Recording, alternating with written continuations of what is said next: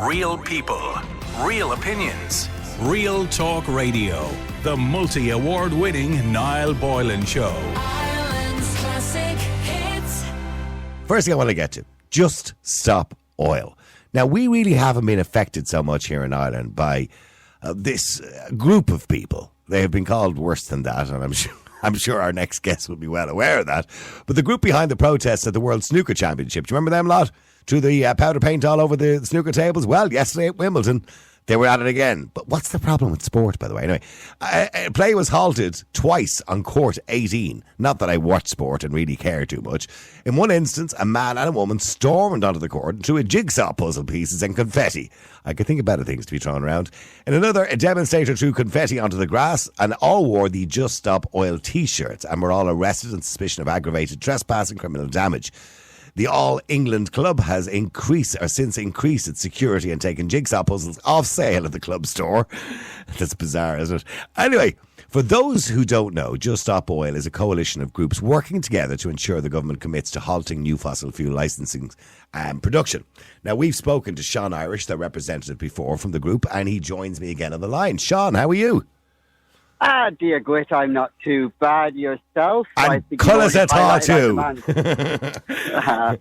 Sean, what's the crack? Now, the last time, by the way, you were on, you were due back up in court, if I remember rightly, for one of your more recent protests where I kind of gave out to you because it was criminal damage, of course. What happened, by the way? Did you get a community service? Or I'm assuming you didn't go to jail because you're still here. Oh, God, which one was that? I'm in court again tomorrow, Niall. I've got too many court dates to keep track with. No, I haven't been to prison yet. I haven't got community service. I've got a suspended sentence for a previous case, but of course, that pales in significance to the threat of the climate crisis, which is why young people like myself are taking action. Okay. So what? Here's my question as well. I think I may have asked this the last time. Actually, no, I didn't. So it's Wimbledon now. It was the snooker the last time. What is sport? I'm trying to find the other things like standing on a road to stop traffic. I get, all right, because you're stopping the traffic moving, which some people would argue is hypocritical because we're burning more fuel while they're stopped. But anyway, I get the principle of that, right? Or garages or Ferrari shops or those kind of things. But Wimbledon, what has Wimbledon got to do with fossil fuel? So we don't actually target things specifically for the fossil fuel connections, more so to highlight the issue. But Wimbledon in particular is actually sponsored by Barclays. Barclays is the largest investor in Europe in fossil fuels. So Barclays have a lot to answer for, and why Wimbledon would have such an unethical sponsor is beyond me. Well, when you say unethical in your view, Sean, but in most people's views who drive cars... Do you think killing people is ethical? Well, no, see, but now this is where we're going to differ in opinion, but we'll get to that in a minute, okay? But, I mean, most of you who do this are young people, right? I mean, out of college, in your 20s.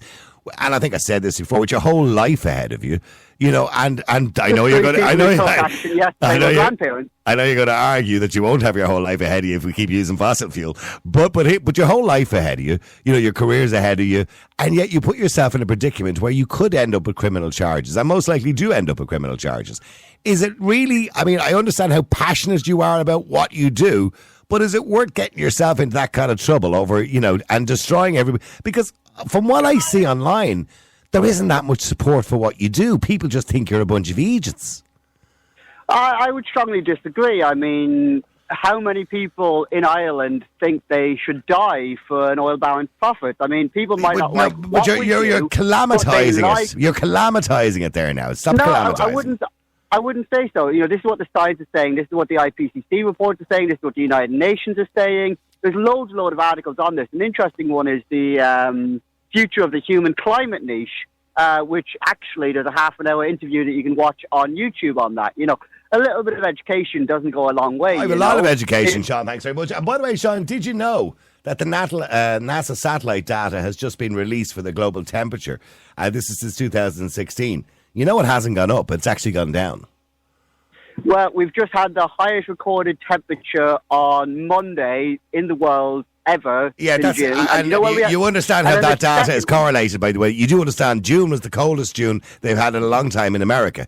So you do understand how that data is correlated, don't you? You understand that data is correlated on averages. So if you have one or two countries, say, for example, in the continent of Africa, that have a very high temperature during that month or that day, well, then that is added to the average. Everywhere else might be reasonably warm or reasonably cool. So you can't base it on a one-day situation. Data Yeah, is so the correlated global over time. Yes, when the global averages are going up, so you actually They're not. kind of hit They're on the actually point. not. They're not going up. You hit They it- haven't. you According hit- to you hit on NASA, the- you hit- no, hang on. According Hold to on, NASA, slow they down. haven't gone up in 8 years and 10 months. That's out So, slow down today. for a bit. So you got it right. So if you're sitting in your lovely little, country villa in, say, the lovely County Wexford or Dublin, and you've lived there for the last 80 years, you might not notice these slight temperature increases. But of course, we are noticing them globally. This is how stats work, Unfortunately, we do need to take action. Ireland has a proud tradition of civil disobedience. Yeah, but go back to but hang on. Go back to the fact you just flung out there a few minutes ago about global temperatures. According to NASA and its satellites and the data collected by it, there has been no global warming in 8 years and 10 months, despite the fact that 500 billion tons of emissions have gone into the sky. So the global I'm temperature not hasn't familiar actually with gone that up. Study and every other study. So the IPCC report says it has. The United Nations says it has. The Okay, well, International then Energy NASA Agency says are it wrong, has. so they're wrong. So obviously NASA.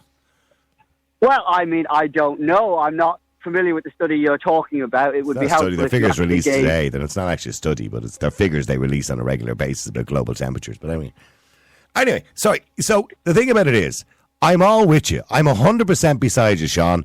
I think in the future, absolutely, we are moving away from fossil fuels, slowly but surely. And I think for the planet, it's a good thing for the future generations, because there's no doubt we don't want pollution in the air from an environmental point of view anyway, right? But here's the thing.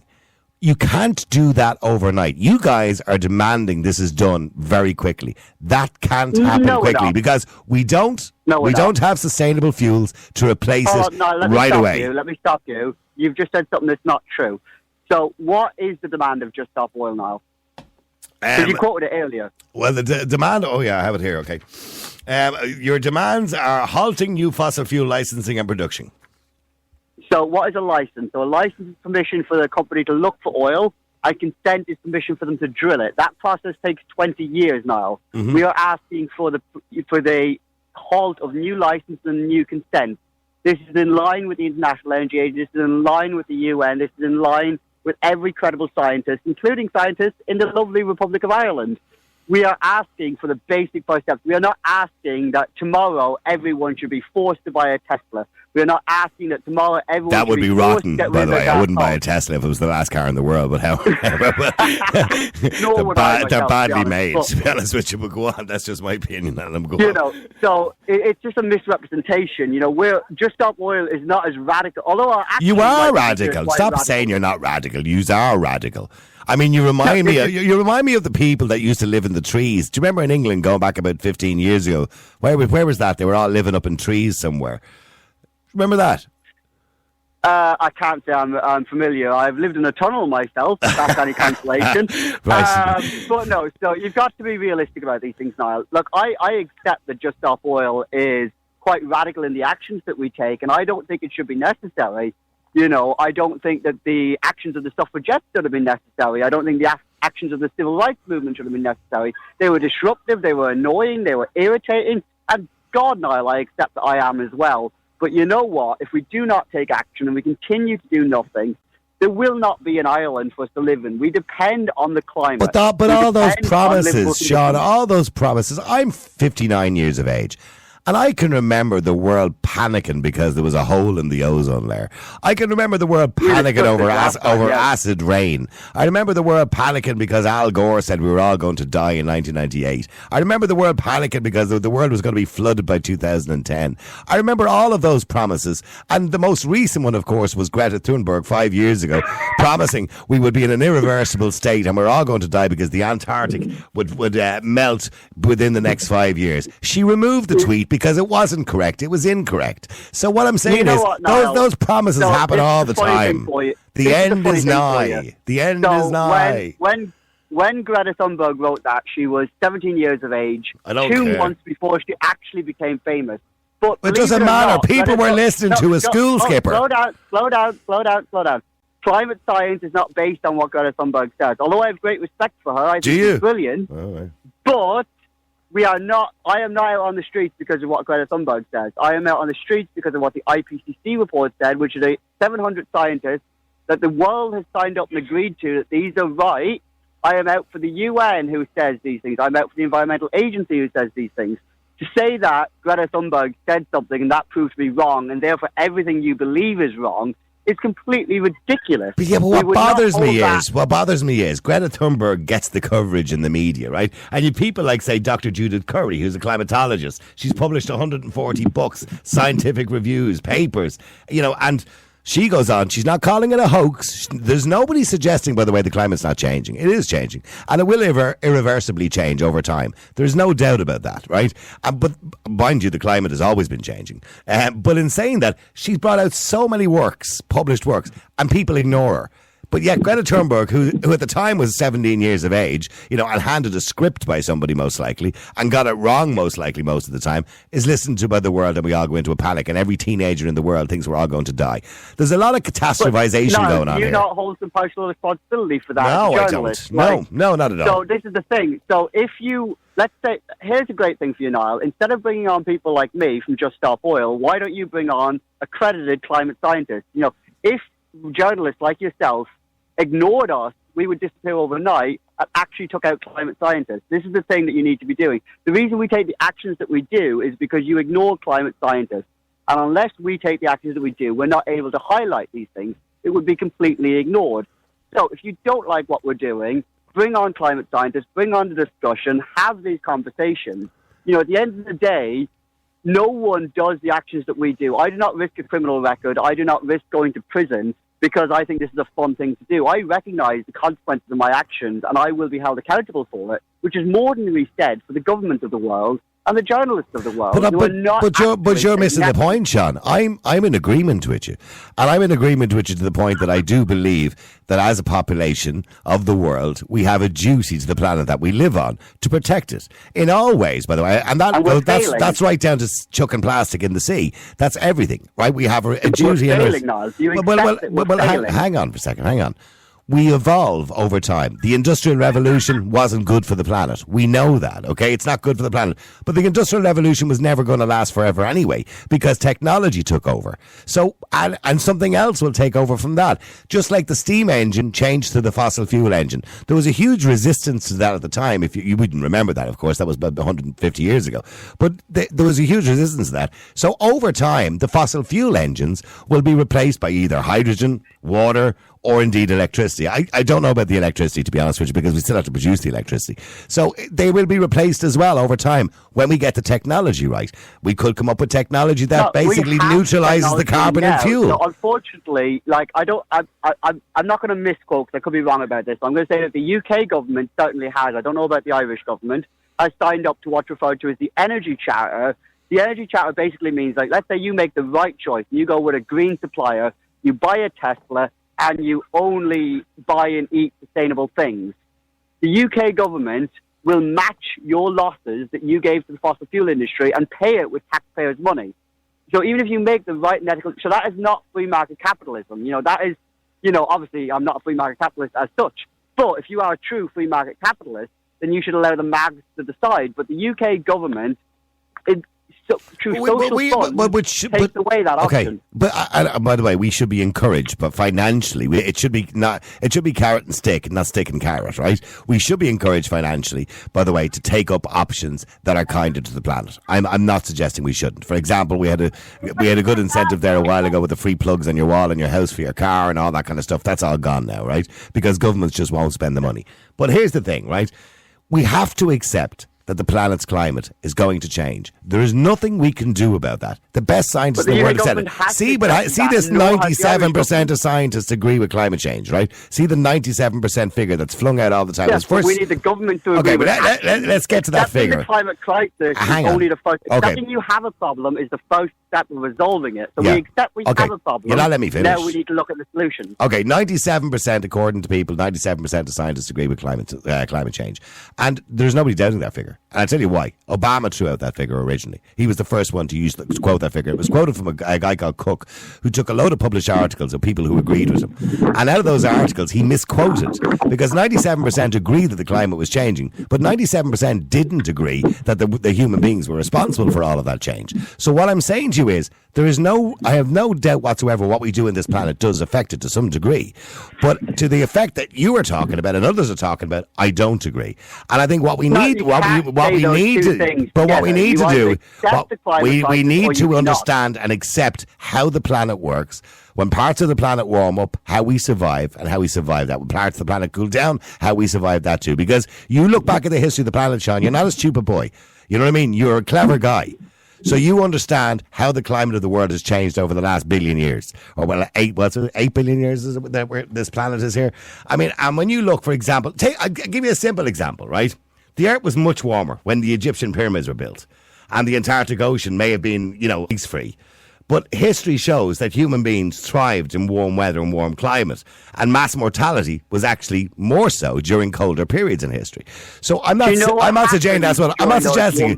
But I don't want that to happen. No, so you've quoted an accurate historical event. So we've seen for example, the Galatians, the Dacians, all of these different groups migrating out of their living zones, and it affected the Roman Empire greatly towards the falling of the Roman Empire. Yeah, that's right. So, let's say this. Well, and we're seeing that now. We're seeing people migrating now because of temperatures. We're seeing it happening now. Of course we are. Yeah. But so what was the biggest influence on their migration? And it's shocking when people look at it. So, what was the more advanced civilization was, the less likely it was to accept the reality. If you only had a hunting-gathering tribe, then you were more than happy to move. You accepted you needed to move. But if you built a city and you had roots, you stayed. And this is the issue we're having now. We're not accepting the climate crisis. We enjoy the roots that we have. We're going, this is a society we have, and we enjoy it. And you know what happened to the societies that didn't move? They died. That's what happened to them. There's cities all over the world that have been abandoned. But I just quoted you a fact there that the mortality rate was much higher during colder periods on this planet. So, of course, yes. Even in the country you're living in right now, in the United Kingdom, back in the Mediterranean or in the medieval times, I get your point. It was warmer. Your point. May I respond? Yeah. So there is an article called "The Future of the Human Climate Niche," and this looks at exactly that: temperatures and how it affects human migration over the eons.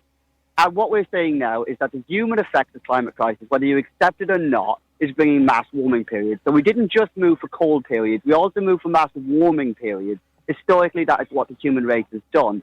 Now we have got to set down these massive routes, and we've got all of our big cities. How are you going to move the population of Ireland up north to get away from the heat? How are you going to move the population of England, the population of France, the population of Germany? All of the Middle East will have to be evacuated. Most of Africa will have to be evacuated. Are we building cities? Are we getting ready for that mass migration? And the answer is quite simply no, we're not. So we're neither addressing the climate crisis to avoid this heating, nor are we preparing for the heating that we're locking in. So, you can quote these historical things and use it as a poke and stab against me, but actually they back me up. No, I'm not. Hang on. I'm not having a go at you. I'm just saying let's talk about this rationally. And I gave you a rational figure earlier on there, and that's a statistical figure according to NASA. And NASA have said in 8 years and 10 months there has been no global warming. Now, I'm not suggesting, by the way, that the temperature of the planet doesn't go up and down. Of course it bloody does. I'd be stupid to suggest that. But what I see a lot of the time is we calamitize everything. Like, oh my God, it's 28 degrees and it's only June. Oh my God. It's been 28 good degrees in June before. Yes, we might have had a record hot day last year, for example, in Ireland. We had one of the warmest days we've ever had on record. Now, you got to remember, records only go back a certain amount of time, right? But it probably 150 years. Yeah, it probably was warmer than that years ago. It probably won't reach that temperature this year again. It may not. If it does, and it does at a number. Well, hang on. And the way statistics are worked, Sean, the way statistics are worked out is it has to happen a few times for it to count. You don't just do it once. You know what I mean? It has to happen a few times. You just quoted when you come on the air at the very start about the warmest day of the year or something like that today, or whatever it was you said at the very start. That's not how you work statistics out. You must do that over time and see that there's a pattern to it. Yeah. And what NASA are saying today is there's no pattern to it. We're talking about climate. So what we're not talking about is statistics. So you're absolutely right. Statistics take years to measure. What we are seeing is the gradual increase of temperatures. What we are seeing is the gradual erosion of our... We're not seeing that. You can deny it. I am denying it because I'm looking at pictures. I'm looking at graphs in front of me right here on the screen. Before you come on, I did a little bit of research there from NASA. Yeah, but I can make a graph saying that I'm the king of Ireland. It doesn't make it true. What I'm saying to you is, I am not a denier. You think I am, don't you? I'm not a denier. Well, I absolutely believe. Denier. No, So let's be very clear about this. Yeah. So you, in one sentence, say that you accept the temperatures are rising. In the next sentence, you'll say you do not accept that it's human-made. And in the next sentence, you'll say there hasn't been a temperature rise in the last 8 years. Mm. So it is very difficult to actually know what you believe. No, what I do believe is that the climate of the world will change and is going to change. Sean, I agree with you. It is going to change. And the climate is going to change. And it most likely will get warmer. And then most likely in a few thousand years, it will get cooler again. What I'm saying to you is... But we won't be here anymore. We'll just stop out of that, for God's sake. You're absolutely right in that the planet will probably survive and it will do much better without human interference. But I will admit, I'm fully selfish. I don't want to die. But Sean, you are not going to die in your lifetime because of the climate. Let's be clear about that. Everyone dies in their lifetime. No, because of the climate. The climate's not going to kill you, Sean, unless you end up out in the Antarctic or somewhere or die in the middle of Death Valley. Weather and climate are two different things. So yes, I could, if I went to the Antarctic and naked, yes, the weather would kill me. Yeah, that's an image I can't get out of my head now, to be honest with you. I would rather not envisage that. But what I'm saying is, it's not going to directly kill everybody in this generation. Yes, we do need to look after future generations. Yes, we need to plan. They said the Titanic wouldn't sink. They said the Titanic wouldn't sink, but in the end it did. Who told them that? Whoever told them that was lying to them, that's for sure. And you're lying now, or not lying, but you're definitely misrepresenting the truth, and you don't understand. And you don't believe you're misrepresenting the truth? Do you not believe the truth might be in the middle somewhere? Me, right? So let me put it this way. I'm 26 years of age. I am not a climate scientist. No, nor am I. I'm not a scientist at all. I've worked in green energy. I've got a background in GDPR and data enforcement. You have no reason to accept what I'm saying on the climate crisis. What you should accept is what the actual experts are saying. The IPCC report, the United Nations, even the UK government has accepted the climate. They're not doing anything about it. Well, the Home Secretary has condemned... Well, the Home Secretary, Suella Braverman, has condemned you lot. She thinks she's all mad. Yes. Yeah, only today she condemned you. Again. Yes. She can condemn me 3 times and apologise later.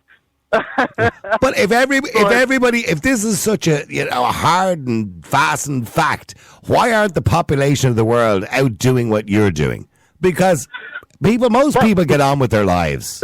You know what I mean? That's a ridiculous that's a statement. The majority of the Irish people didn't fight for Irish independence. It doesn't mean they didn't want Irish independence. Don't compare Irish independence to Just Stop Oil. Are you comparing the men of 1916 to Just Stop Oil, for God's sake? No, absolutely not. What I'm doing is saying that no civilization, no action group has ever had the vast majority of people taking action. What I'm saying is the vast majority do agree. So whether you accept it or not, most people do not want to die for an oil baron's profits. Most people want to have a livable and sustainable future. Not everyone can get a criminal record. I am in a very privileged position that I can do that.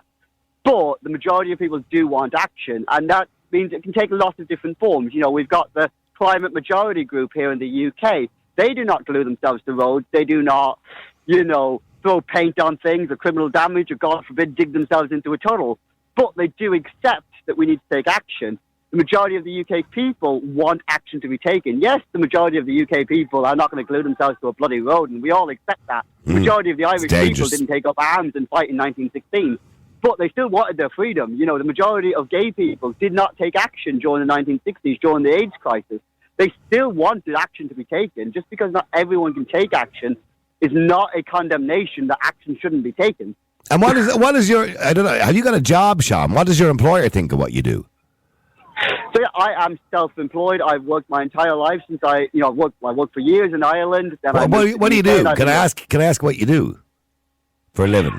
Yeah, you can certainly ask. At the moment, I am self-employed. I provide training, and I provide Training for who? For protesters? Yeah, so legal rights, marching. And who pays tactics, you? Who's paying you? Who's hiring you? Who's hiring you? Somebody's going to text in and say George Soros. Well, no, but who's hiring you?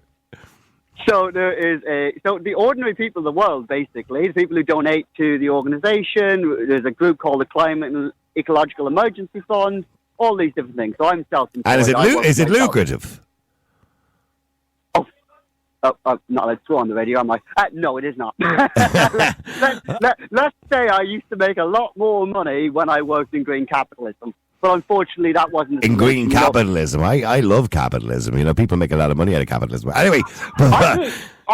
believe it or not, I'm not your average day communist. I actually do believe in capitalism with social structures. Yes. Unfortunately, in the UK, we've got socialism for the rich and capitalism for the poor. You know, if I lose out money and I can't pay my bills, the government are going to bail me out. If the fossil fuel industry lose 10 pence because I convince someone to change to ecotricity, then the government will give that 10 pence to the fossil fuel industry through the taxpayers' funding. That is socialism for the rich. Now, that is what we disagree with. We are saying that action needs to be taken. The government should not be bailing out. Let free market capitalism decide. Green energy is 2 to 3 times cheaper. Are you currently. vegan as well? Are you a vegan too? You are, aren't you? Tell me you're a vegan. Other than my boyfriend's meat, I don't eat a lot. Oh, stop! Vegan, yeah. You are a vegan. What is it about environmentalists? They're always vegans as well. And I bet you wore 5 masks during COVID and hid under a bed. I didn't wear 5 masks, but as the job I was working with at the time, I did certainly have to wear a mask. And, No, I'm just saying 5. 5. One of these people who wore 5 in their car when they were on their own. I don't even drive. Me behind, a lot more dangerous. What else do you campaign against? So I actually started my activism in the social sphere. So I started over in Ireland with the gay marriage referendum, actually, the Equality Act. Yeah, okay. Well, you won that one. You won that one, so that's fine. We did indeed. We did indeed. And I started a lot of social things. And you know what got me into climate crisis? Because I'm a bit of a weird environmentalist. And you don't say. I guarantee you're going to quote me on this. But I never cared about the environment, and to be perfectly honest, right now I don't care either. But what someone said to me was that I was campaigning for all these different things, from Free Palestine to lots of other groups. And someone said to me, Sean, let's put it this way. Let's say you win all your demands. There's a Free Palestine, there's a United Ireland, there's gay marriage throughout the world, there's equality, and the world is perfect. But we do not take action on the climate. How long will your utopia last? Whatever you campaign for now, whatever you believe in, let's say you win it tomorrow, but we do not take action on the climate crisis. How long will that utopia last? Yeah, but I wish I had as much time in my hands as you do, Sean, to do all those things. Come on, Niall. I'm sure you can take a day off. That's Sean, what a lot of people do. Before I left my job, I used to take time off from work. Before I went into being self-employed, I used to work full-time, and I still technically work full-time. And do you see yourself in 5 years still being out on the streets, gluing yourselves to pavements and stuff? Well, I don't think you glue yourself to pavements. Although I have to say, I bloody well hope not. I did see, Sean, I have to say now, maybe this is wrong of me and disrespectful to the climate protesters who were doing it. There was 2 young people, probably you don't need to go and see a psychiatrist, but there was 2 young people, and they were on, I think it was TikTok or Instagram, I can't remember, but they were setting themselves on fire for climate change. Now, this was their plan. Sacrifice to survival. Yeah, I know them. Unfortunately, yeah. And every day they said they were going to set themselves on fire. And they were pouring lighter fuel on their arm and setting it on fire. And within seconds they went, and they were putting it back out again. And I'm going, are you stupid? What are you doing that for? I mean, Sean, that's a problem when people start doing stuff like that. Or who was the other guy there last week who glued himself to the ground and they had to come out and dig up half the ground and take him to the hospital with the ground stuck to him? I mean, that's silliness. So, no, let's take a step back. So, although I don't agree with self-harm. Like, you know, Yeah. you did raise a good point about psychology and why are young people so terrified? Because You know, you I- and Greta and the rest of them are frightening the shite out of them. Just No, like no, Al Gore that- did that- it. Just like Al Gore did it to a population. that's Just not like the fair. government That did it is to a not fair. population. So- No, so it again, is. No, it is fair. No, it's You're not. calamitising You are it. putting me as the spokesperson. Not you for the climate personally, crisis, but I'm which just I simply saying- am not. No, And but- neither is Greta Thunberg. So But no, but you guys are calamitising it. No, it's not calamitising. This is what the science is saying. Unfortunately, this, like, you think I would be doing these type of things, you know, before I, you know, left green capitalism to return into activism, I was, you know, had managed for working all my life to save up enough to put a deposit down on a house. I was with the man that I loved, and I was hoping to adopt children. That sounds like You know? that sounds like a lovely life. Why didn't you pursue it? Because that life isn't guaranteed to me. That's the problem. This is the point, you know. Why do people take the actions they do? You know, why did these methylitic societies move away from their lives? Why did these groups do what they do? Why did the freedom fighters of 1916, why did they put their lives at risk? Because they viewed what was happening as more important. Like, the thing is, we will not have a future, Niall, unless we take action. It is as simple as that. According to you, we won't. But It's according not to according to me. It is Okay. according to the IPCC reports. According and to we the are United doing Nations, it. We according are to the doing as International much as we Energy. can, but there's a limit to what human beings can do. And as I said to you already, I know what you're saying, that you don't want any more licenses given to people who are obviously drilling for oil or whatever it happens to be. And I understand what you're trying to make, and I think we should be moving away from fossil fuels. We are moving away from fossil fuels, slowly but surely. But what you're demanding is it The happens UK tomorrow, and it's not government going to has happen granted tomorrow. over 100 new licenses. One of those licenses, let me give you an example. Just one of those licenses, right? It's called Rosebank, that's in the North Sea.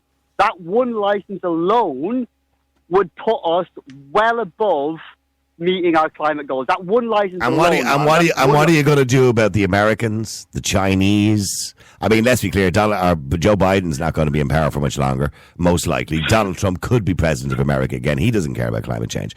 What about India? What about China? They're not doing anything. They're adding more coal-powered plants, so they don't care. So I mean, we're just a blip, aren't we? Really? So again, this is like always an interesting question, and I always give the same answer, and it shocks people. Why do I take action in the UK, although the UK government is not the worst? I take action in the UK because I live in the UK. So there's a group in America, they're called Declare a Climate. They're asking the same thing of the American government. There's a group in Germany, they are called Last Generation. They are asking their government. There's a group in France, I can never say it in French, so I'm going to say it in English, which is Let's Renovate France. There's a group in India. There is a group in, I don't know of a group in China. I doubt there's a group in China. They'd be in jail. There is groups all over the world. There's groups in Ireland. There's Extinction Rebellion in Ireland. There is Animal Rebellion in Ireland. But you're well used to all the contradictions and hypocrisies. Like, for example, here in Ireland, we've been asked to reduce our cattle herd. All right, as part of climate action, which, to the upset of most Irish farmers. Because the problem is, and the same goes for the turf as well, which we now don't sell anymore, so now we're importing it. Well, all that happens is when the Irish cows don't belch in the Irish fields anymore, all they do is knock down forests in Brazil and Argentina, produce more meat and more cattle there, double their herds, and sell it to Aldi and Lidl and Irish shops cheaper. So, I mean, what I'm saying to you is there's a knock-on effect to all this. It doesn't make a difference, really. So this is the point. We need a comprehensive response. There is no point in this is what we're arguing for and saying, that it needs to be a comprehensive response. Like, there's no point in moving it from one place. Like, that's not something I agree with. Yeah, but if you had your way, we'd be banning the meat altogether. But I love me burgers. You know what I mean? Well, look, I love meat as well. I asked my boyfriend for consent first. That is the thing. You're lucky it's after 9 o'clock at night. Listen, Sean, I've run out of time.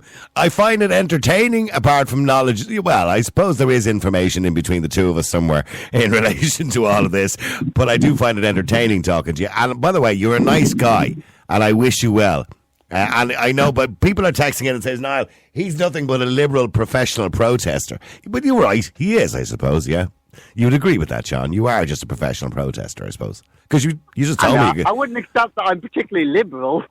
Well, no, you are You don't have liberal. to be liberal to not want to. So what is liberal about wanting a livable future? I mean, that's not a liberal demand. But you are a What- professional what- protester. You're getting paid to protest. I don't get paid to protest. Well, you no, I told get me you're paid for the- self-employed and you're getting funded by the organisation that you're protesting with, by people. I get Donations. funded for the trainings that I provide and the action and the trainings. What that do you, I how do you, provide and- what do you train? Do you train them how to stand on roads with placards in their hands? What do you train them? How do you, Well, basically, yeah. how they're, to avoid the civil police? rights. No, actually, unlike the UK government, we are not hiding from scrutiny. We accept the consequences of our actions. As long as, I believe as long as you move on the road when you're protesting, you can't be arrested. Isn't that the rule? You must- No, actually, the UK government has basically outlawed all forms of protesting at the moment. So basically, any form of protesting that would have been considered normal 2 years ago is now considered illegal. yeah, well, I don't agree with that either, by the way. Can I just point out? I think everybody should have a right to protest. I'll just end you on this point. That's an interesting thing that's been happening in the UK.